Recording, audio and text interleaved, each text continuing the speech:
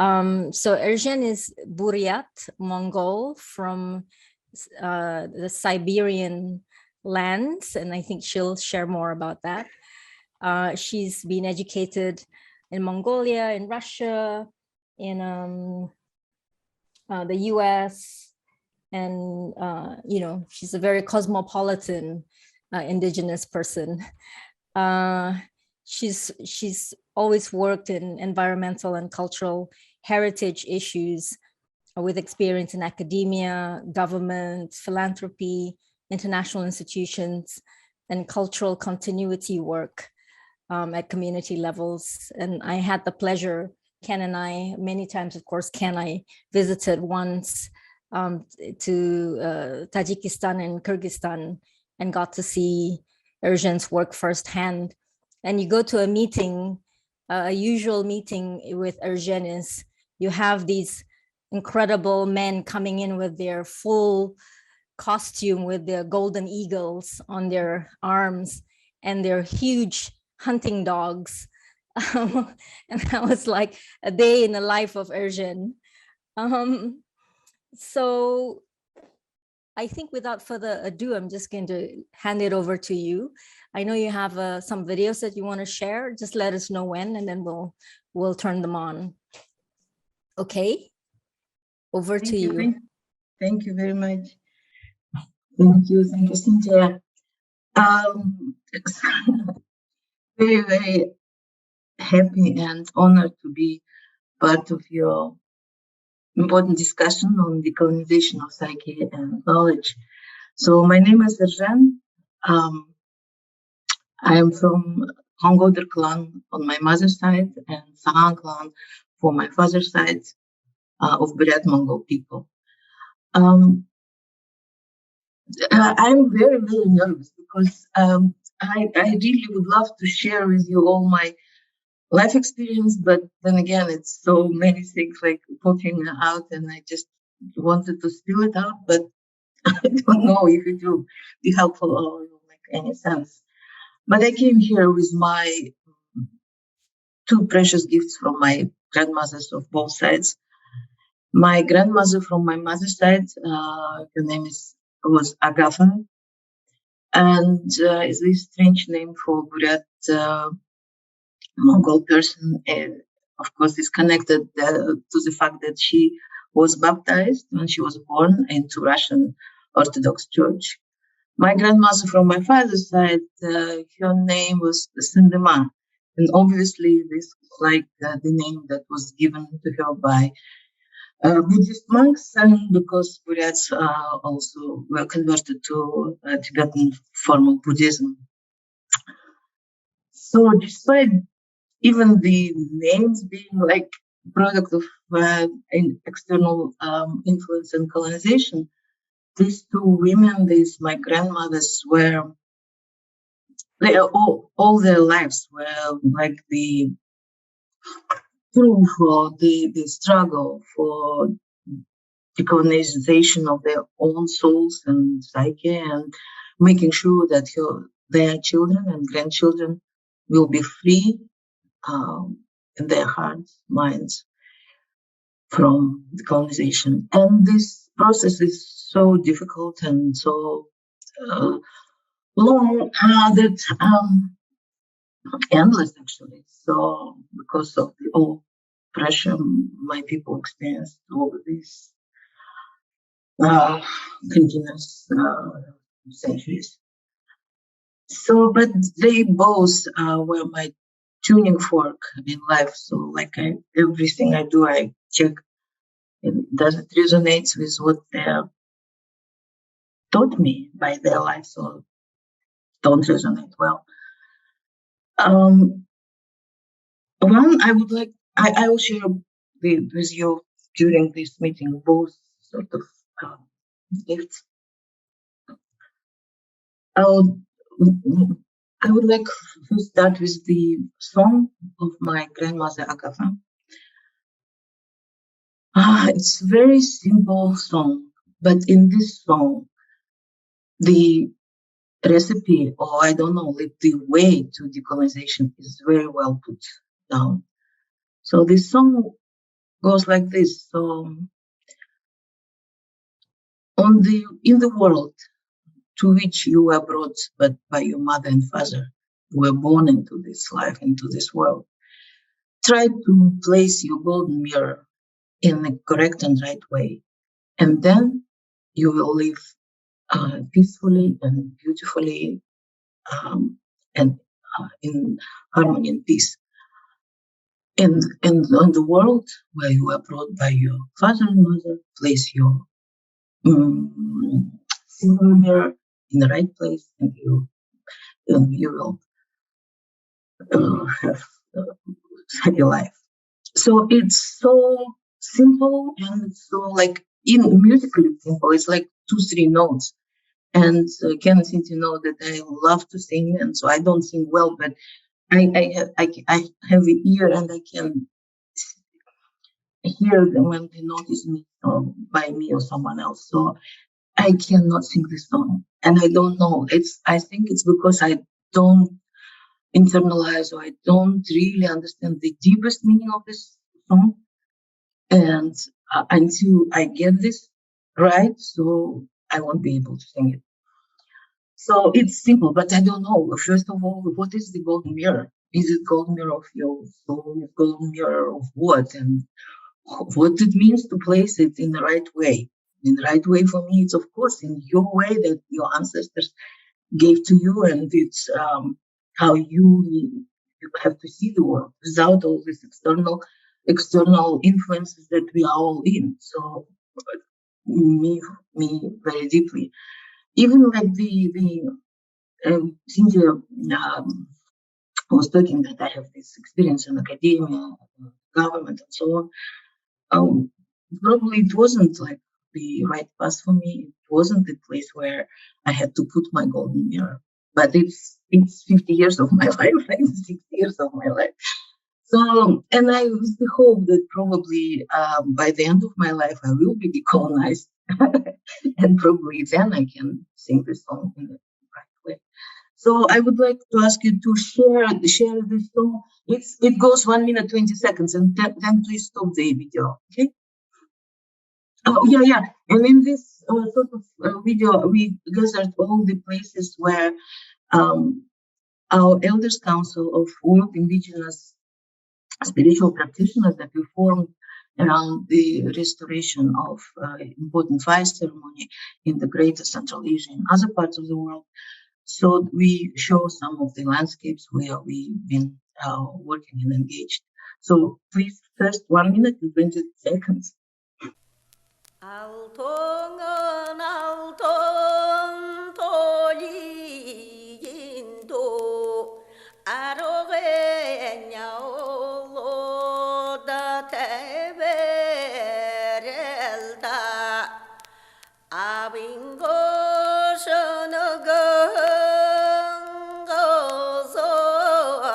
고소라탈도 아모라민도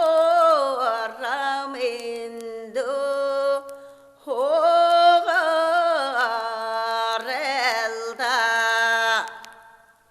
뭉근은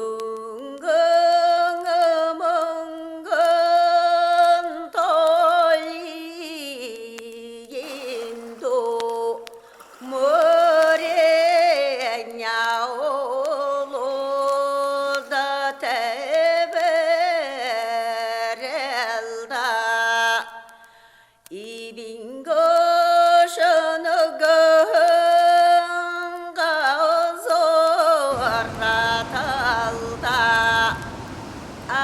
아모로민도 호가렐다.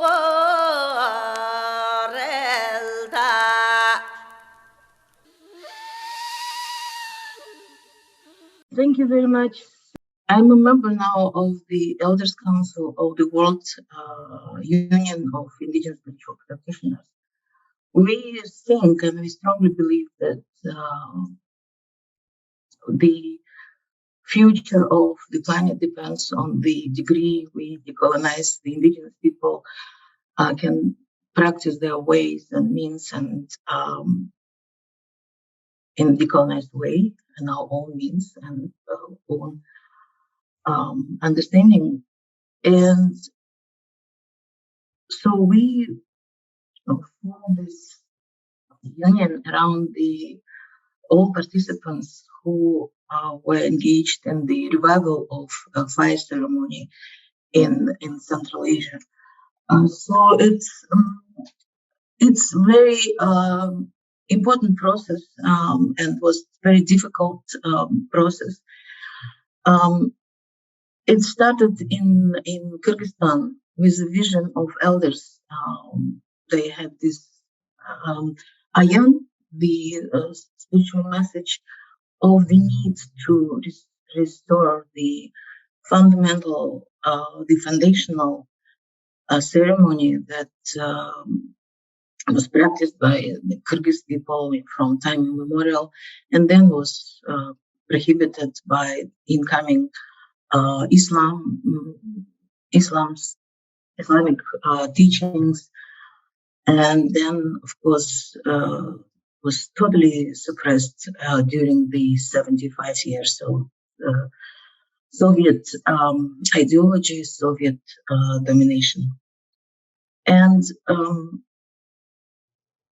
2008 was the first fire ceremony, and a local NGO called Aygine, led by Dr. Gulnara Aytbayeva, they became like sort of coordinator, like around which the elders, spiritual practitioners have consolidated, congregated, and so started to revive it. But the practice was so much forgotten that the important was to connect to other indigenous peoples around the world where the fire ceremony practice never stopped. And of course, there were cultural practitioners from Mongolia, from Buryatia, Russian Altai, from Kenya, from practitioners from Mayan traditions, in the States, Ainu people, and so the ceremony did so much to support people in their struggle for returning their identity, returning the cultural, spiritual roots of their people, and giving back the confidence that Kyrgyzstan can build their future based on the so-called development with identity, right? Based on their own understanding of development. And it was very, very difficult process. Of course, the Islamic clergy were against it, and so official nations elite they were not in support, and so on. But it took place. It was revived, and the three ceremonies took place in Kyrgyzstan, and it's really played immense role in consolidating all the movements around decolonization, basically. Then the elders had a vision that it needs to go to Russian Altai. So to give you the sort of the sense of the geography. So we are working in the mountain belt, right, that goes through huge territory of Asia, and it's high mountains starting from Pamir in the west, Pamir, Tian Shan, Altai, Sayang, Khangai, into Mongolia. So this huge continuous mountain range, the very important ecosystems in the world, water tower of the world, basically, right? And so many rivers start from these mountains, and it's a place that is called roof of the world and very important. So, and then there was vision that this fire will go to Altai Republic in Russia. And it was very important timing for that. Russian government had proposals and plans to construct a gas pipeline, natural gas pipeline, through Republic of Altai to China. And this pipeline sort of route was through the most sacred place in Altai, the Ukok Plateau. And from time immemorial, Ukok Plateau, it's translated as zone of peace. You are not allowed to touch anything there. From Mongolian word ukuk, it's like the some storage, like a coffin, but it's not coffin, but from this ukuk. It's like it indicates the deep degree of reverence and a lot of taboos connected to this place. And around that time, also the Russian archaeologists have found that the Altai princess in Ukok and have excavated her and took her mummy into the St. Petersburg research centers and so on. And immediately after they removed the princess, the sort of the guardian of this Altai, so huge earthquake came to the land with many like terrible consequences. So people started to protest and asking to bring the princess back. So the princess was eventually returned, but not to be rebirthed, but to the local museum. But at least this, because otherwise it's like losing the ancestor, right? And disrespecting ancestors was very difficult thing. So, and then the pipeline was supposed to go through exactly that place. And the fire ceremony contributed to stopping these plans. Until now, these negotiations with China stopped, and they didn't agree on prices or whatever. But the main thing is that the pipeline is not being constructed. So for 3 years, the fire was in Russian Altai. Then it moved to the Mongolian part of Altai. And the ceremony there helped to basically to bring attention to the entire Altai. Altai is the heart of Eurasia. It's the cradle of all Eurasian civilizations. So for all people who live in this huge, I don't know, like portion of Mother Earth, Altai is the beginning. From Altai, the people would spread, migrate. Some go to the west until probably Turkey, and further. Some will go to the east till the Pacific, and some will go to south to China, and some will go to north. Right? And of course, all these international instruments for protection of conservation of landscapes, they don't see the world the way indigenous people see. They think, okay, we'll declare the Gold Mountains of Altai on the Russian side as the World Heritage site according to natural characteristics. But Altai is not only nature; it's like it's the World Heritage as human culture, also cultural site. So, and then we had all this attempts to declare and protect Altai as the mixed domination, culture, nature, and transboundary. Transboundary meaning that Altai, including the Kazakhstan, China, Mongolia, and Russia. And of course, it's such a difficult process, and all these countries have very different types of government and very difficult to work with. And then this process is already in its 20s or whatever year. But it was needed to be done. This ceremony we did, and Altai responded, I think. And the next year, it was the Sutai Khairkhan, one of the main peaks of Altai on the Mongolian side, was included into Mongolian representative list of heritage, World Heritage Sites. And we were able to, how to say, so each place in our tradition has their own spiritual owner, right? And this spiritual owner, the spirits come in various ways and images. So Wimbadra, the youngest in our elders council, he's the youngest in our elders council. The shaman who was practicing since he was 14 years old, the image came to him.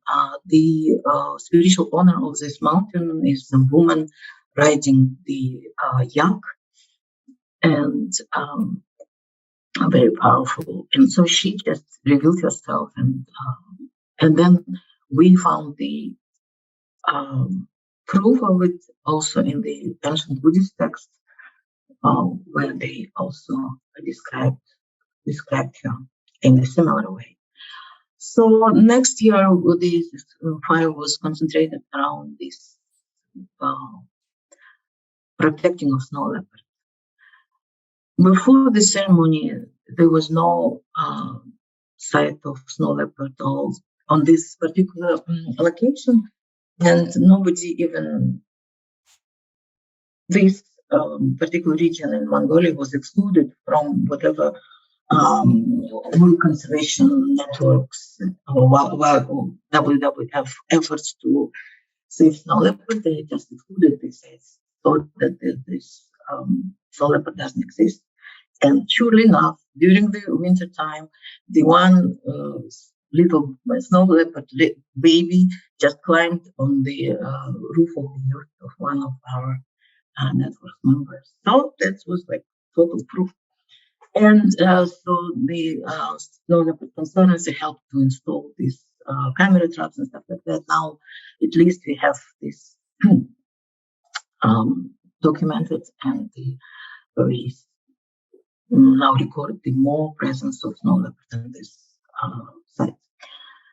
And then, of course, the vision was to move the fire back to Russia, to Lake Baikal region. Lake Baikal region, as you might know, is the oldest, the most voluminous, and the deepest lake in the world. The depth is 1 mile, 156 meters, right? And it's like the largest freshwater reservoir on the earth. It contains 1/5 of all unfrozen freshwater in the world. And it's the importance of it immense. The attitude of the official, whatever developer, is not respectful enough. And the lake is 25 million old at least, right? This disrespect needed to be removed somehow, so we needed to do a ceremony there. But the current political situation in Russia was not so welcoming, and we couldn't jeopardize the spiritual practitioners, and we decided, okay, we'll move to the Buddha communities, but not in the Russian Federation side, but on the Mongolian side, in the eastern part of Mongolia. So we had there our ceremony for 2 years in a row, in the place of where Genghis Khan, the great unifier of all people, was born. And it was also very, very significant and the choice of, it's not our choice, but the location where we did the ceremony was perfect. It's like they further consolidate our movement and in the place where this unifier of humanity was born. So then finally time was ripe to move to Baikal, and we moved and did the ceremony in Baikal. And it was, I don't know, it was really, really powerful. And I thought the timing was so right, because it probably reached the hearts of more people and so on. And the elders saw the vision. They say, "Oh, the fire needs to stay here for 4 years," and that we were so puzzled. Why? Okay, and then of course we just followed this thing, and then the COVID came, and then for 2 years in a row we are not able to go to Alhon Island, the secret island on the lake, and do the ceremony. We just do it remotely, each in our places and so on, but it's not the same. And our hope is that next year, it will be the 4th year, right, connected to Alhon, we can go there and do it all together. So, and then the movement is growing. All people who share our vision and who participate in the fire ceremony can join as the members of the World Union of Indigenous Spiritual Practitioners. And we have 13 members of Elders Council. And now I would like to share with you a video of some. You can see some visuals of the fire ceremony, mostly in Mongolian and on the birthplace of Genghis Khan. And some of our elders, members of this council. And the thing that is important, these visuals we did to the music of the world famous rock band, The Who, this Mongolian youth rock whatever group that is very popular in the West. I don't know why, but it is really popular. And they recorded this song called Shok Shok, and Shok Shok is the invocation when shamans do their offerings. And the words for this song was written by the oldest member of our Elders Council, Abdambador Zairim. Zairim is the shaman of the highest level of initiation, the 17th level. So he's the oldest, and he's really good and fine poet. He wrote this song, and it's in the interpretation of the Who, it's like the commitment to the way of the ancestors. It's really, I don't know, I think it resonates with young people very well. Please, could you please show the video?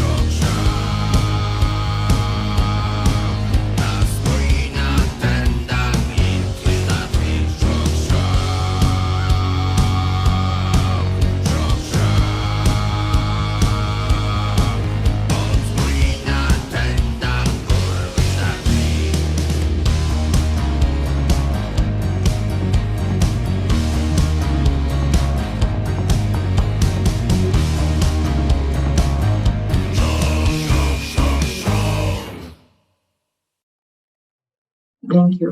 So this is the glimpse into the our Elders Council, and two of them were in your land in Borneo, in Sabah. If you could explain the engagement and ceremony in Sabah, then I can continue. Sure. So I saw Daniel. I didn't see which one was it. My brother was Iron Butter was Oh yeah, yeah. There. So if you all recall Kinabalu shook the earth some years back. It was the epicenter of an earthquake.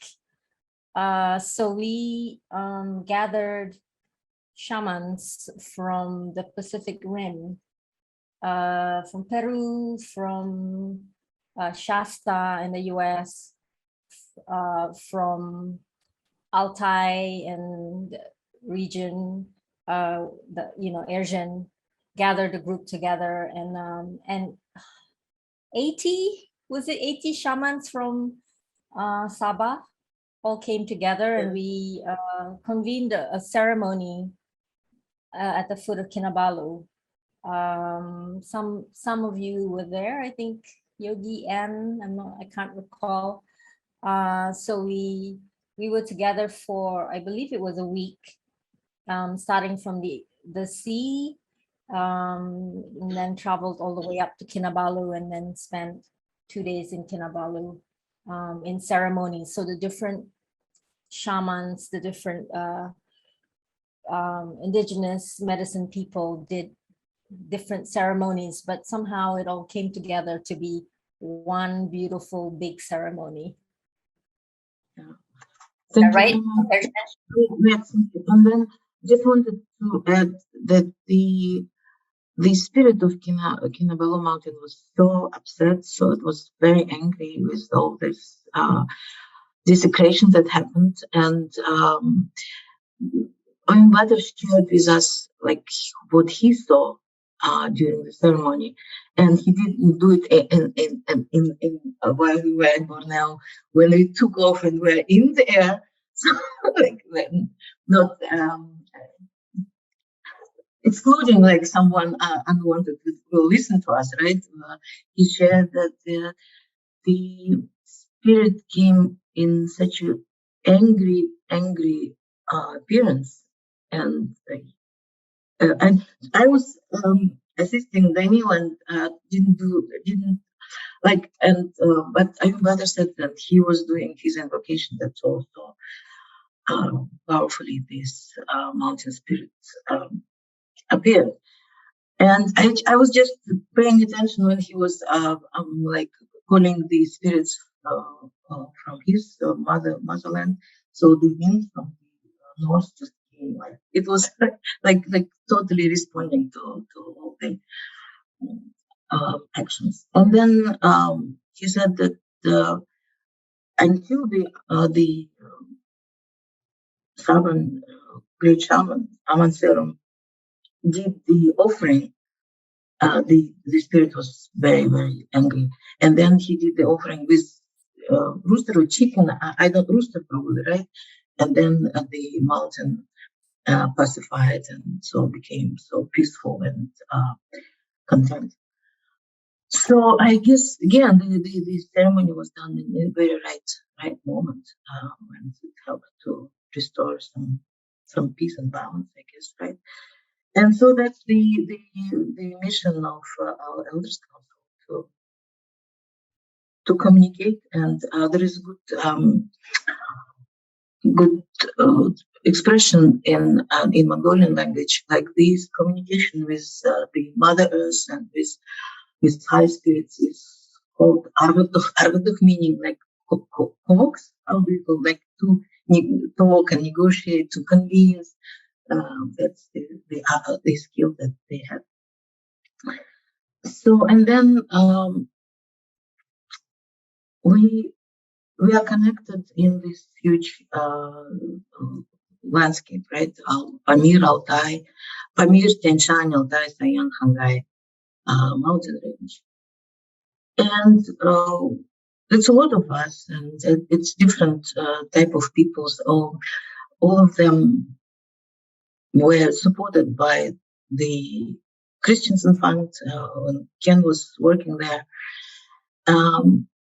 All these different type of works that basically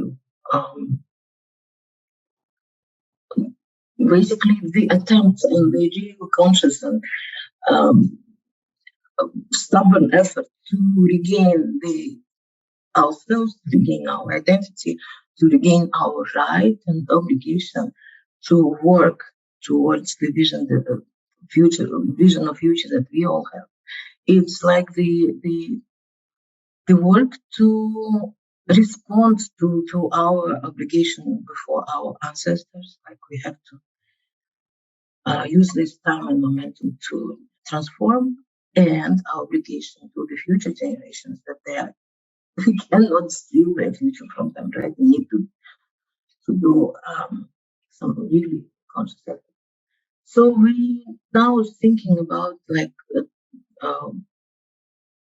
consolidating more around these issues and forming this, we call it the belt of spiritual resurgence, including all these mountain ranges and all these countries, communities around this geography. And it's in many ways coincide with the Chinese mega project, One Belt, One Road, One Belt thing. So, and we thought that it's important for us to be active and present there, because to defend and to maintain ourselves in front of this huge mega whatever development project. So, and the way it's done, it's so multi-faceted, whatever. It's like the restoration of traditional economy, traditional handicrafts, reintroducing back the native seeds, native breeds of the animal. So one thing became so obvious that decolonization comes first and replaces all the native seeds, like to create dependency and all the native breeds of animals. In our case, we are nomads. All our livelihood depends on domestic animals, and it was done so brilliantly well, so well organized. So in Buryatia, where I'm from, so all the domestic animals were replaced by more productive industrial breeds like Simmental cows or Orlov horses and so on.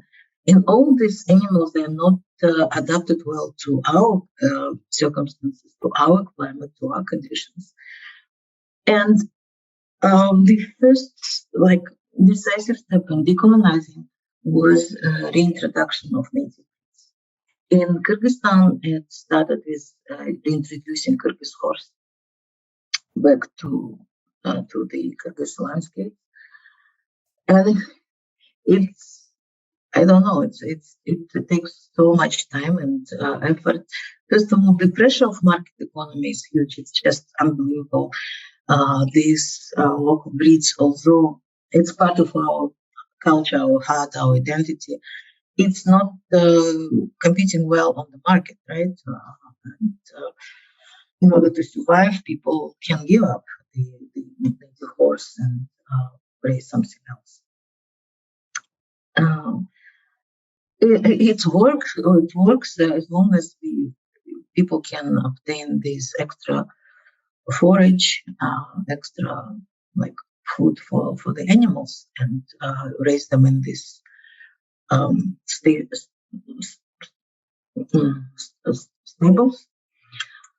But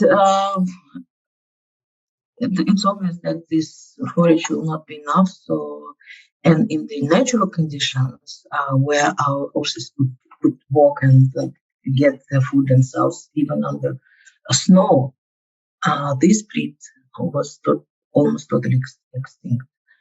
Now there are attempts to restore it, and it's still not a large population of horses, of native horses. In Mongolia, native horses were not replaced, and even the heart of Mongolian cultural identity, the Nadam festival, where one of the most important things is like horse race. To the horse race are allowed to participate only the native breeds, which is great. And so in Mongolia, it's still alive. And then we did sort of cultural assessment, cultural sharing, and the herders from Mongolia came to Kyrgyzstan to check our program, grant program in the line of felt people, the people, nomadic people who live in this yurt that Cynthia mentioned, that made of felt. So hence the name of it, felt people. So the people of felt feelings. So the Mongols came, they were so eager to see Kyrgyz horse. During all the 10 days that they spent in Kyrgyzstan, they were not able to see single Kyrgyz horse. And they were so upset about this. Although they heard about the attempt to restore it and the Always project, beautiful project, because it's not only horse, it's all the cultural elements that are connected to this. It's like handicrafts of making the saddle, particularly to Kyrgyz horse. So it's like the huge repertoire of songs and poetry connected to the horses. And this entire art of training horses for horse race, and it's a really important and even secret knowledge, because it's really rarely shareable. So my experience with Buryat cow was very, very sad. We ate our last Buryat cow in 1976. And this breed just stopped their existence on our landscape in Buryatia. So everything was replaced by huge like industrial breeds, and they are all in sedentary sort of mode. And the huge pasture land is not used properly, and all the knowledge of grazing animals in Buryatia was lost. So we had great enthusiast, the elder, Buryat elder, Pulat Pastuch Khasaranov. Unfortunately, he passed away in December due to COVID. So he was the one who believed in this power of these animals to bring back our independence, our sovereignty, because he said you will not be able to grow rice, for example, better than Chinese. You just cannot. You cannot grow wheat better than Russians. You're not able to. But you can do really well, better than anyone in the world. The one thing, you can raise your sheep, you can raise your cows, you can raise your goats and ducks. That you can do the best in the world, because it's like your genetic memory will tell you. So, and he did a lot of expeditions to various parts of Russia where Buryats live. There's no traces of this Buryat cow. He went to the Inner Mongolia in China, where the big diaspora of Buryats live, in Shemikhan. No traces. There were like Mongolian cows, but not Buryat cows. Then by some chance, he got to the northern part of Mongolia, to Kupsulu Lake, and he was able to find there like the huge stock, not huge, 200 something like stock of Buryat cows. It turns out that a group of families that were escaping the Russian Revolution, they moved in the beginning of 20th century to Mongolia. So they took with them these cows, and so they survived. He brought back these animals, and then he started his work. And my daughter is working in Buryat Baikal Center for Indigenous Cultures, and it's their one of their areas of work to revive the Buryat cow population in Russia. It's really difficult task, and but we just can only hope that it will succeed. And so, but yeah, it's not just the genetic traits of these cows that needs to be restored, but it's entire I don't know, wealth of knowledge connected to use of pasture and the animals and care for animals and so on. Okay, so it's one of the sort of work. The same with native seeds, and we do it in well in Kyrgyzstan. Also, like it was very difficult situation. The Kyrgyzstan used to be a producer of vegetable seeds for entire Soviet Union, right? And after the collapse of the Soviet Union, this system collapsed as well. And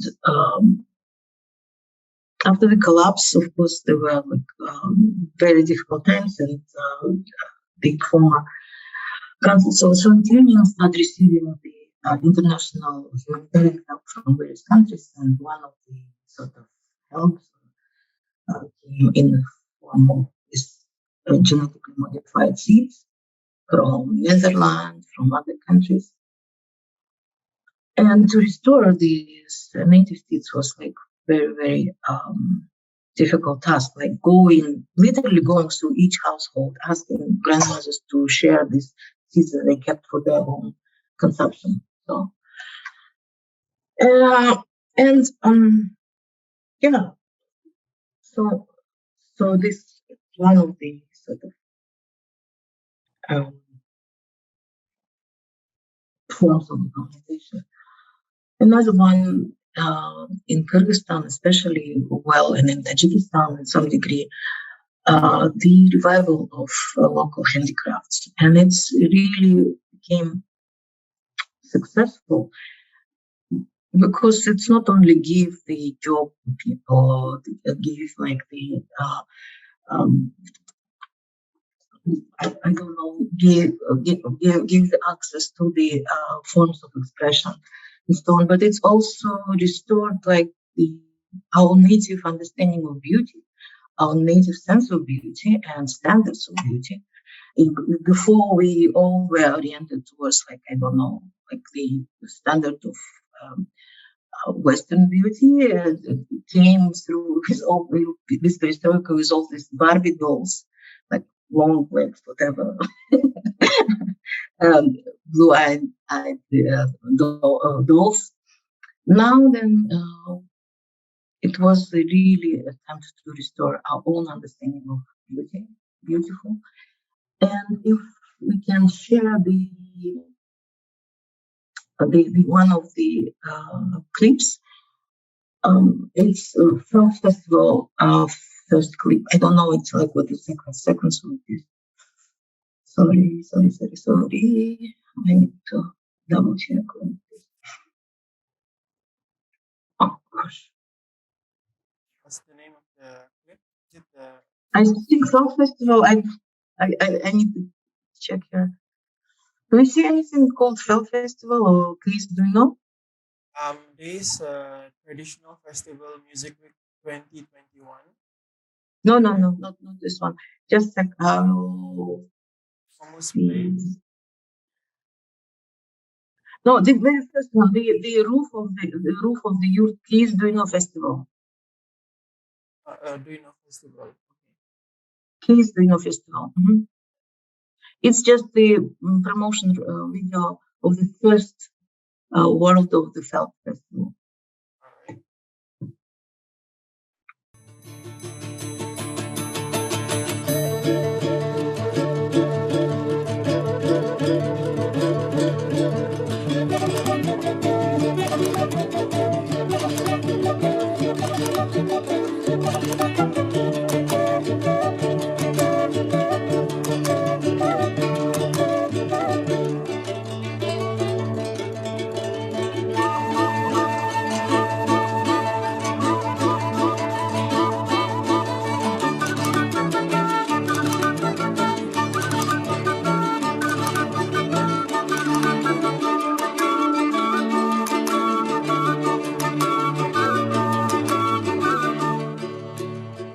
much. It was the promotion video for the very first case, So it the idea behind this was like restoring the knowledge of nomadic people, felt people, and the sort of generator of this idea and the generator of all these movements of revival of traditional handicrafts was Aida Sangulova, a really charismatic and talented woman from Kyrgyzstan.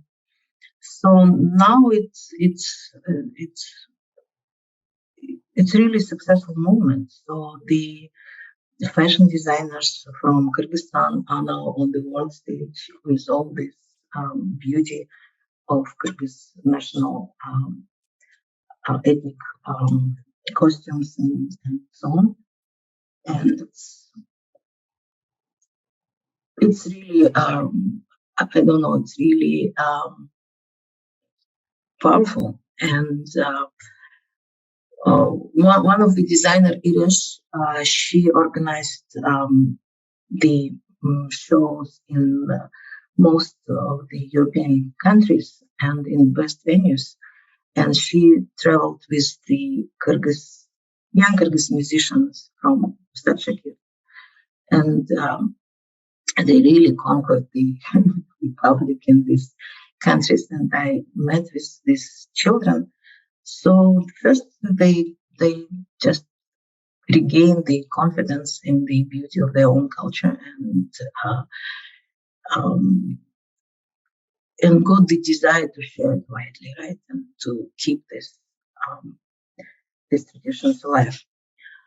So in music revitalization, there are also very important development happening. So, of course, during Soviet time, all the national expressions were suppressed. So the slogan was, we need socialist in content, but national in the form art. But now we are returning not only the form, the external shape of the artistic expression, but the content, the inner heart of it. So, and we did it in different ways. And one was Nurak Agay Abdurrahmanov, the famous Kyrgyz musician. He also passed away a few years ago, but before he went into other world, he was able to share with us his own system of teaching children and adults how to play kamus. Kamus is the main music instrument of Kyrgyz people. So in various parts of the country, so kamus playing was restored. And so for the Kyrgyz organized the World Nomadic Games. It's an athletic competition, and people from all over the world were invited. And so for the opening ceremony of this huge indigenous Olympics, so to say, there was an idea to open it with the kamus players. 1,000 kamus players were supposed to play something to open this space. And the preparation started in various parts of the country. So especially school music teachers and school children, professional artists all started practicing kamus, and it was really all-encompassing sort of process. And then on the beginning of it, beginning of the Case Duino Festival, so we enjoyed an ensemble of 1,000 kamus players. And it was really, really unforgettable experience. People cried, people I don't know, they said it was like Aruman, it's like the purification or like catharsis they experienced in this particular moment. Could you please share with us this ensemble of 1,000 kamus players?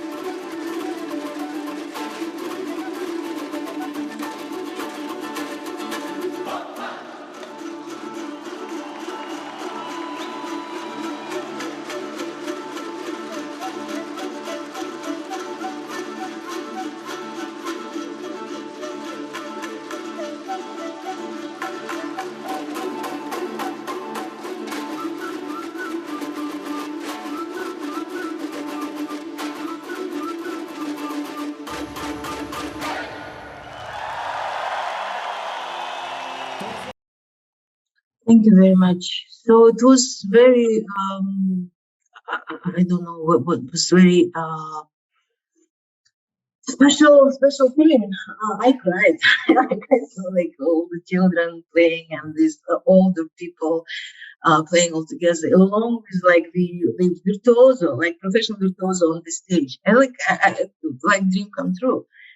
But then afterwards, when we sobered out after all this stuff, I don't know, like these high spirits and everything, like we came to discuss this and. Because like the children came on their own like buses and so on and so on, but after this they performed, there was no well organized like logistic to bring them back and so on. It's like I don't know, like nobody complained, nobody cared about this difficulties because I mean, the main thing was that like unity of the feelings and emotions, like we all were one and all like being proud of the beauty of our music and everything. But on the other hand, we thought, wow, maybe our reaction to this even is colonization in itself, because probably back in our mind, we had this belief in gigantism that was promoted by the Soviet rule. So we all like thousands of people marching, or like millions of people marching in one way. Was it this or was it not? And then probably it was not. Probably it was like real hard that awakened at that very moment. So, but it's again, it's not easy thing. And then what else? In Tajikistan, I don't have the video to share. I didn't prepare actually, but would like to share. I need to say it aloud. There also was really a conscious effort to restore the native musical expression, and among them also the Sufi spiritual music and the styles like meditative Mado style, which is a really important genre, and it was not only forgotten but was basically suppressed, totally suppressed. And now it faces the suppression from many sides, from traditional, sort of more radical forms of Islam that they're saying it's not allowed to do this type of spiritual music, and from the official Soviet propaganda, and a few years right before, on the scale of time, a few years, minutes ago, and then also I don't know, from the general public that was not sort of ready probably to receive it, but it was so powerful, the restoration of it, the Mado, the dervish, so-called dervish night, the fans restored. It's like the music, spiritual communication with the land, and it was done on special sacred sites, mazars, in Pamir Mountains. And yeah. And before entering this space, these young musicians, they helped to one musician, blind musician, who was playing his music and singing his songs in the bazaars of Dushanbe, the capital city. He was exceptionally talented, genius musician, but was reduced to sit in the bazaars and playing for people and receiving whatever they give him for this music. And his dream was to have a concert, a real concert in a good venue. So these young musicians, on their own initiative, have arranged this concert for Abdul Khalik, the name of musician, to perform on the stage of the Don Kino, one of the prestigious venues in Tajikistan. So he did this solo concert, and our friends, the young musicians, helped him also with their performance. They were quite popular as well. So I saw this video, and I was not present in this concert, but I saw the video, and I saw the reaction of the audience. So it's like also the people were crying, and I don't know, total purification of soul, I think, happened, because I don't know why. I mean, probably because they never thought that this type of music that they used to listen then from childhood, that was neglected, that was disrespected, and so on, was finally on this prestigious stage. I don't know. And finally, like, received by the audience as it should be. So that was one of the highlights of my experience in Tajikistan as well. So what else I was going to tell? So now probably we'll return to my grandmother from my father's side. Sindma, her name given by Buddhist monks, means lion-like female goddess of wisdom. So she was really lion-like, I mean, in her spirit. For example, she decided to leave this earth herself, and she just stopped eating, and just in deep prayers, she spent probably almost months and a half only drinking water and some diluted apple juice, and in deep meditative and prayer state. So she left this earth, and the Lama said that she is already reincarnated in the higher realms and higher worlds, which is great. So that probably she will not return to this earth in any forms, but will be there and trying to get to total nirvana. We all don't know. But her story. Okay, but before we go there, I would like to. I don't even know if it will be possible or not. I didn't send the link to you guys. Probably I will do it right now if possible. So 10 days ago, I just came back from Altai Republic in Russia. So one of the elders council member lives there, and he is the organizer of the first indigenous ethno-natural park in the Russian Federation. His name is Daniel, and he did a lot to protect the sacred Karakol Valley that he believes, and many people believe, is the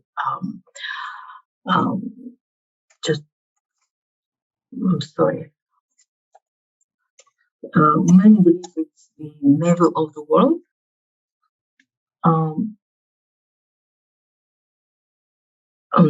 And it's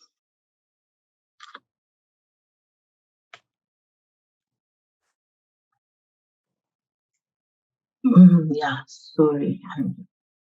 And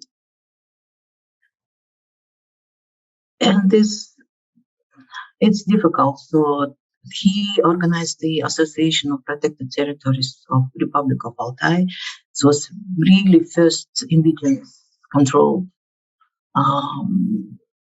association, but now it faces difficulties. It was declared, his organization was declared foreign spy house, foreign agent, and he was forced to close it, and so on.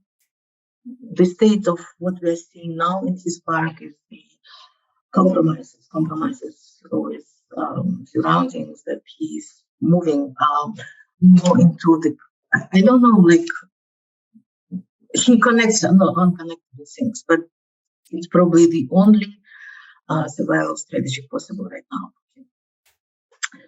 Okay, and then the people of the valley. Erjen, it's downloaded. So shall we? Do you want to play it? Let us know when you want to play it. Okay, I will, just wanted to give a background to this monument that we will be seeing. So I went there 10 days ago and saw this monument that the people of the valley have erected, and it's called. It's the statue of the of a young boy who is starving from hunger, but he's still holding in his hands a small ground squirrel. And the inscription says, "To the ground squirrel who saved us from starvation during the years of the World War II, from the grateful children of the war." And I thought it's like very, very important monument on many levels. It shows the participation of indigenous peoples and the victory over Nazis, of fascist Germany. And I will never forget, Ken, when we had the visit of board members of Christian Safan in one of the family villages. We saw the monument to the members of this village community who died during the World War II. And one of the board members asked, "How come? What is the relationship? Where is Pamir and where is Germany? Why?" And so, and to me, I don't know. It scratched my heart very much because there is no family in the former Soviet Union who has not lost at least one member of the family to this war. And it's so obvious that we put these monuments in order to keep our memory and not allow Nazism in any form to return. So, and this monument is to the children of war who were suffering a lot, and nobody talks about them because, I mean, the elders, the fathers, and all the brothers went to the front, right, to the battlefields. The mothers were engaged in the collective farms, working from morning till night, and the young children, like 10, 12, 14 years old boys, were responsible to feed the families, their young brothers and sisters. So they went and hunted and gathered plants and so on, and hunted this ground squirrel.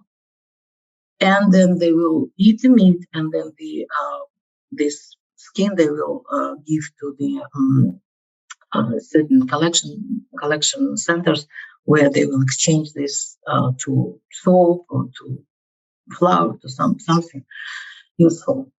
So, and it was real sort of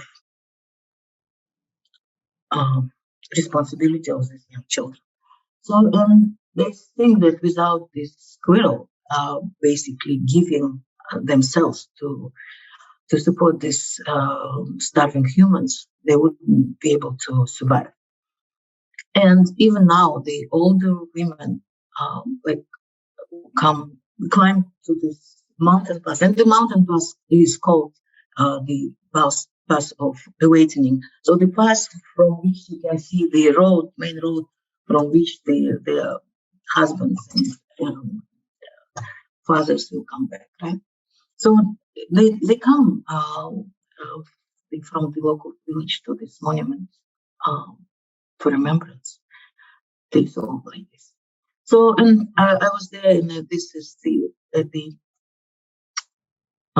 you can share now. But the boy has no face; it's just called a mirror, and it's like, and you can, if you want to, you can look at this, and you can imagine yourself in these circumstances what you will be doing, or you can see. And I saw all my ancestors, my great uncle, great aunts, and my grandfathers in this battlefield. And now I wanted to show you the pictures of the monument that me and my cousin wanted to make in the image of our grandmother, Sindema, but it's monument to all the women, of indigenous women that had this huge burden and huge task, and to survive and to ensure that we continue as a people, as a nation. It's I can't unfortunately share it. Like it's the probably I will send it. It's our grandmother in the mass sitting on the top of the mountain hill, looking in the Magoite above Magoite train station, where she's sitting and holding her prayer beads in hands and praying for the people who were sent to gulags, to repressed, and never returned back. So the people will sit on this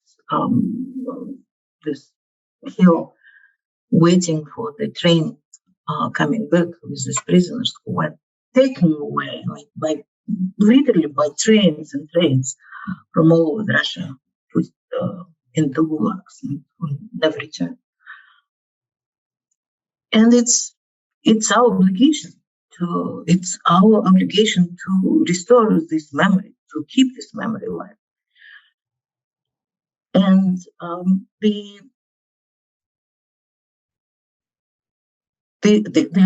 my cousin is a famous sculptor. He did this model of this monument, and it's really well received by community. And so we thought that we will be able to build it, but still we are not able to do this. We were not allowed to use this location.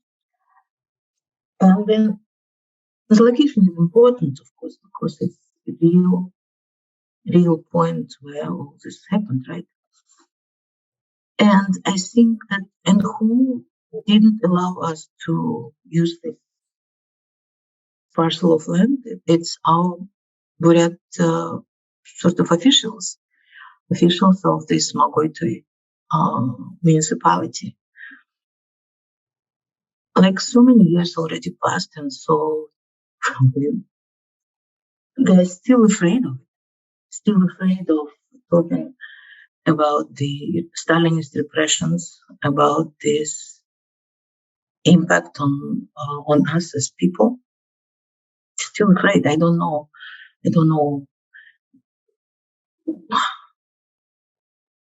when it will be possible for us to do this. It's like it's the matter. It's again, as I said, it's like if my mother's first grandmother's song was like tuning fork. You listen and see and feel you're right or not wrong. And this is like the indicators of the degree of our colonized mind and psyche and everything. So we're still afraid of doing something. And I guess when we will be able to build and construct this monument, then it will be an indicator of the degree of decolonization of our mind.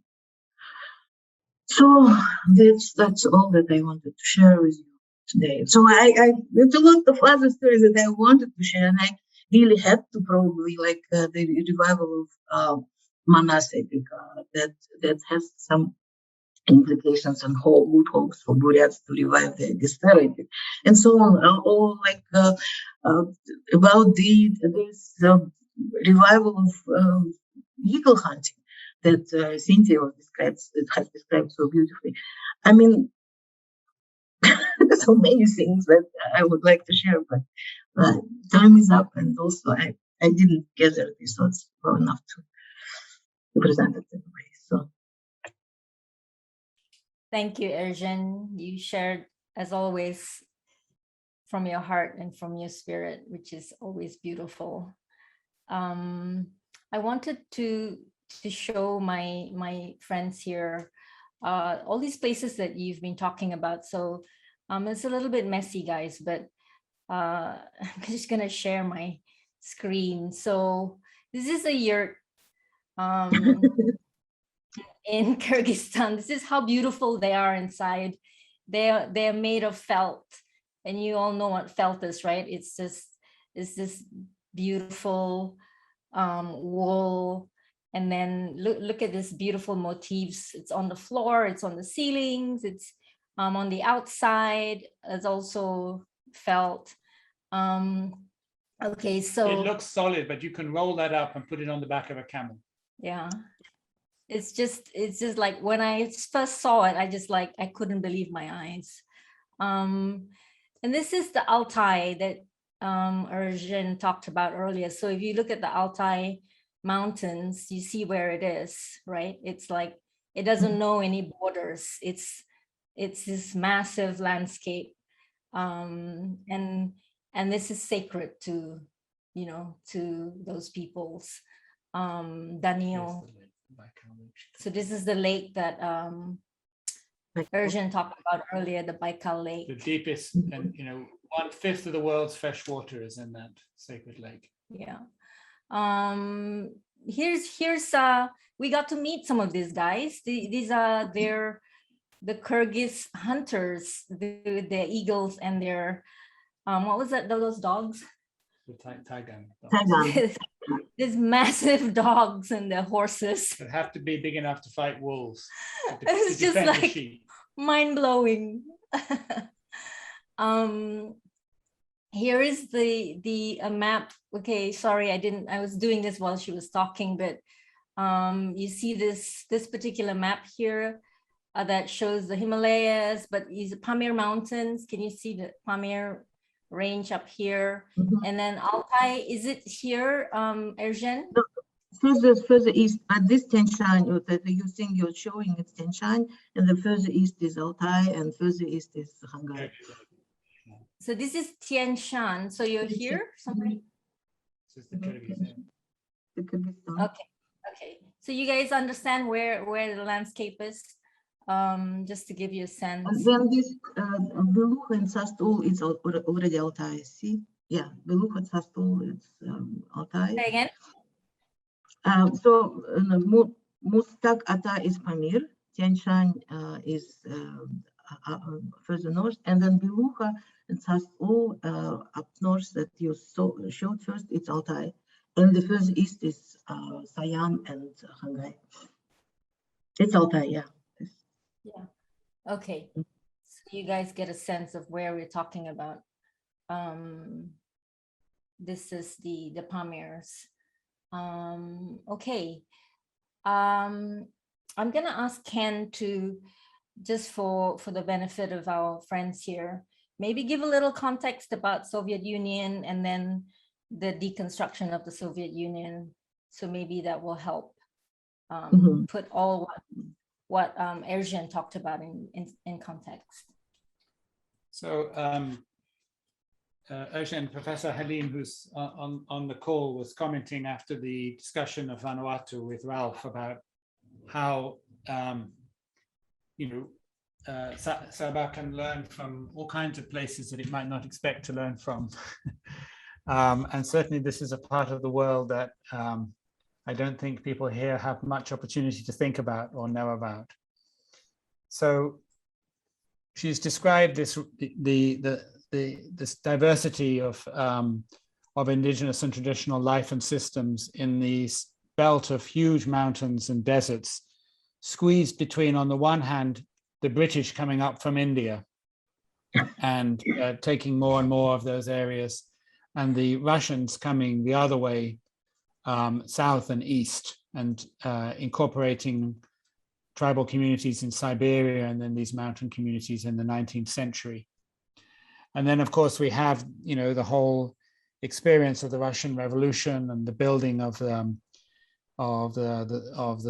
Soviet Empire, and a very unusual kind of colonization, but a colonization, I think, which is actually very interesting for Malaysians to think about. In some ways, because it was much more effective than British colonization, in the sense that locals were much more incorporated into the Soviet Union. they were much more made to believe in those values. They got much better education and health and so on than anybody ever did under British colonization. On the other hand, they paid for that in terms of the destruction and demonization of their values and ways of life and so on. They also, we think about the experience of the Second World War that Erjen spoke so much about. And we think about how, yes, I think everybody knows that Russia suffered more. I mean, we in Sabah are still suffering from the Soviet Union, but the suffering that we had cannot compare to the suffering that the Russians had. The extent of that suffering in Russia is unfathomable. And then, but what Erjen reminds us is that suffering was born as much or even mainly by the indigenous peoples of the periphery. And they suffered not only from the starvation when Russia had to put all of its economy into fighting the Nazis. They suffered on the battlefields. I remember people telling me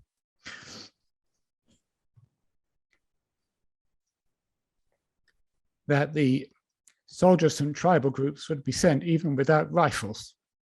They had to find rifles on the battlefield. And they would find them because so many would be dead. Then she described how they suffered in the gulags. I don't know if you even hear about gulags much here, but these were the prison camps for the people who opposed Stalinism and so on and got on the wrong side of the authorities. And of course, they were full of people from indigenous groups and Muslims as well as Jews. And they died in their millions. We forget about who was at the end of the greatest and most terrible things that happened in the Soviet Union. And then the other thing I think it's worth saying is that in the last decades of Soviet rule, you had another level of incorporation of these indigenous marginal areas of the Soviet Union, like the ones she described, in which their economies were entirely replaced. The types of sheep that used to live in their mountains disappeared. They were now growing sheep only for wool, because that's what the Soviet Union needed. And they depended entirely on their wheat from the Ukraine. They were not producing their food. We worry about Sabah producing 25% of its food. Many of these indigenous areas were producing 10% or less of their food. And they relied entirely on cheap energy. They relied on everything. They were getting everything from the industrial economy. And one of the reasons why it was such an experience for me to work with Erjen and others in Central Asia was that all that collapsed. All of that grand economic, apparently successful development was all built on sand. And one day, in fact, in a single winter, it was washed away. And people suddenly had to survive in those mountains without cheap energy or free energy, without food that was produced thousands of miles away, and without being told, you just sit and do nothing, we will solve all your problems. They had to survive on their own. And what Erjen was able to do was to connect with the fact that even when people are destroyed and abused and degraded and made to feel that their knowledge is nothing and that their type of horse has disappeared forever, that their type of cow that could live in the mountains in the winter is gone forever, that all their types of apples, all of these don't exist anymore. There's always new life comes forth, and it comes forth at the same time as it's coming with the horse, it's coming with the music, it's coming with the beauty, it's all coming together. And for me, it was the experience of what will we do when globally, we're going to have the same kind of crisis that the former Soviet Union has. And where is our rebirth going to come from? And what she's describing, and why I'm emotional, is where does that beauty come back, and that power and that desire for life come back from, and it comes back from the places you least expect it to do, and it comes back when you show it love. Thank you, Ken. Thank you very much, Ken. Okay, so let's open up and see if anyone has questions. Let's try to regain originality that was lost. Now, how far do you trace this rediscovering back your originality? When do you say, I have found base, and that's where we will begin, and then you restart again from there and find what you call a new concept of progress. So that's the first question. Because this is related to some of the problems we have in Sabah and Malaysia. For example, when we talk about decolonization, to the Malay nationalists, it is basically going back to the glorious days of the Malay Empire or Nusantara. Okay, but I think the orang asal, especially in Sabah, would disagree that this way we should stop. Rather, they believe there is further discovery to be made to find the originality of the orang asal. So there is a contestation between the two groups. Both are saying decolonization, but then there is a problem of how to resolve this contestation. So would you give us some of your views as to both questions? Thank you. So the first question was how deep back in time we should go to regain our core. I don't know the time frame,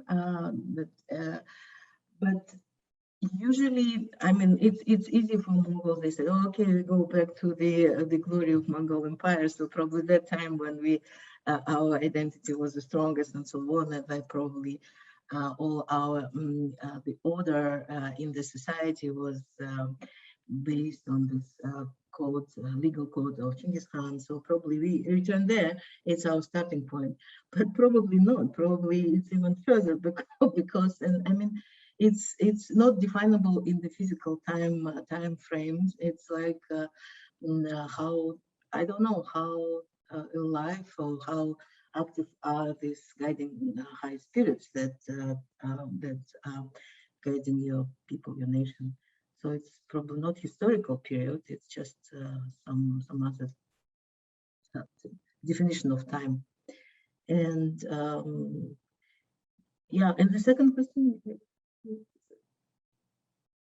So you are because this issue is related to Sabah, because to the Malay nationalists, decolonization means going back to find the glory days of the so-called Malay Nusantara, yeah. But then I believe the orang asal in Sabah would disagree. They believe that they have another originality that you should look for.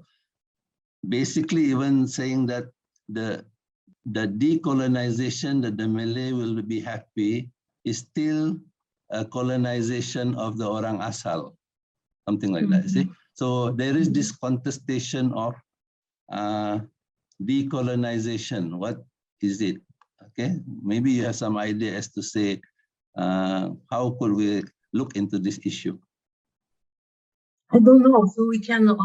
It's a difficult question. It's like the if we talk only in like historical whatever dimension, like the time and so on. But when we go to like the other dimensions where we talk about spiritual core of people, like the core, I don't know, like the things that is still in place and so somewhere deep in the heart. So restoring this probably will be decolonization. It doesn't matter when it started and where to return. It's like everything was also changing, right, evolving, and this to restore the core. Yeah, I don't know. For us, for example, the core would be like the understanding of reciprocity with Mother Earth. Like if we restore this in our mind, in our psyche, in our way of living, way of being, so that's the colonization. It doesn't matter. It's like pre-Chinggis Khan or after Chinggis Khan thing. Or like is it also subject of other types of colonization? This is the core, and it's not reciprocity, not good word for it, and it's like the really nightmare to try to express it in English. So it's like you really understand the how to say the obligation, like you have to give back and thankfulness to the creator, to your parents, to the Mother Earth. And I think that I tried to find this term in English and couldn't, and always Google Translate, whatever. And they one of the suggestions was like filial piety. It's like Confucius term, I think, but it's not exactly. But probably somehow some aspect of it is reflected. Like we understand that we are part of something else, some bigger things, and we always need to reciprocate whatever we receive. Even starting with the gift of life. So, I don't know. Yeah, thank you very much. Thank you. Anyone else? If we don't have too much time. Last few questions. Erjen, thank you so much for your sharing. I can sense your deep passion for doing anything to promote your culture as well. I had this idea when I saw that performance, a musical performance. I suddenly thought that's it. That's the way to get everyone to play a musical. Say as simple as playing a musical instrument. If you get 100 or 200 people to perform, that means 200 people will have to learn that instrument. And it's one way of keeping the culture alive, isn't it? Because I remember at school, children are given, well, the younger ones will know, a recorder. Yeah, and that's not a traditional, say, instrument. But if we have one which is called sampoton, which is a bamboo kind of instrument. So if everyone's asked to do that, or for a performance purposes, like during National Day or something, wouldn't that be amazing? I also, because I feel that actually the way we keep our culture alive is not by saying that we are surviving or that we are suffering, because even though obviously there is suffering, but perhaps the way to look at it, I feel, is just to joyously do something.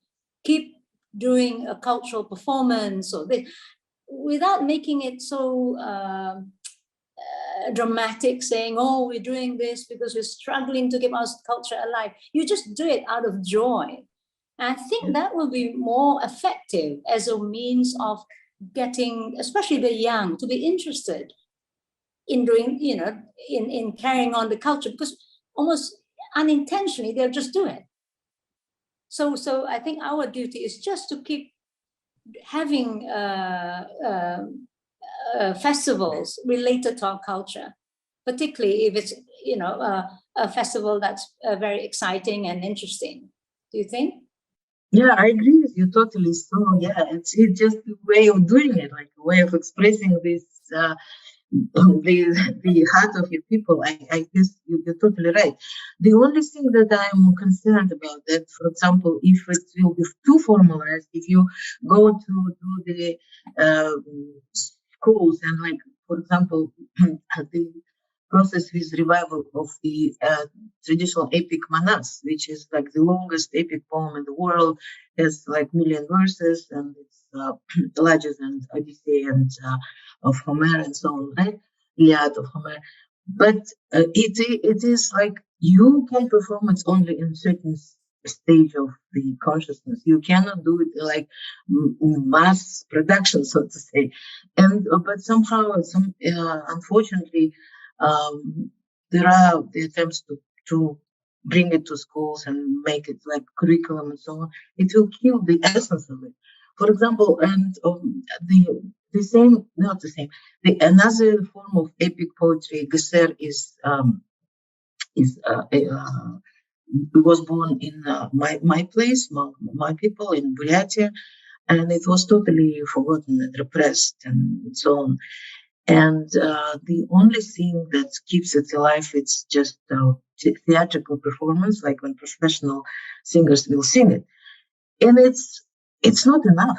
It needs like to be revived in the deeper level of it, right? And like real storytellers that can receive it as through trance, and then you can listen to them, and it's transformative experience. Unfortunately, in my culture, it's totally lost. And my deep hope was that probably Manaschi, the epic reciter from Kyrgyzstan, where this tradition have never been lost, they receive this knowledge in trance and then are able to perform it to the audiences, so they could somehow help us to restore, because I think it will never disappear. There are boys and girls who are born with this gift, and then they start reciting it like at the age of 3, 4, 5 years, and parents are so colonized, they don't understand this, right? And they think that they have some mental problems or whatever. They put the mental institutions, and that's it. So the child is ruined forever. And I thought, okay, what was the chance that I can get a job at the Christian Conference in Central Asia, right? A woman from Siberia, whatever. It was like almost zero, right? And all of a sudden, I was sort of appointed to work in Central Asia. And I thought, wow, probably it's this connection. Then through helping Manaschi, I can then afterward ask the Manaschi to help in my home country, to our Geserchi, the storytellers that have lost this. And it's very personal, because my grandfather from my mother's side was put in Gulag, in this concentration camp, for his work on revival of Geser as the epic heritage. And he was accused of being nationalist, and he was put into prison in 1947.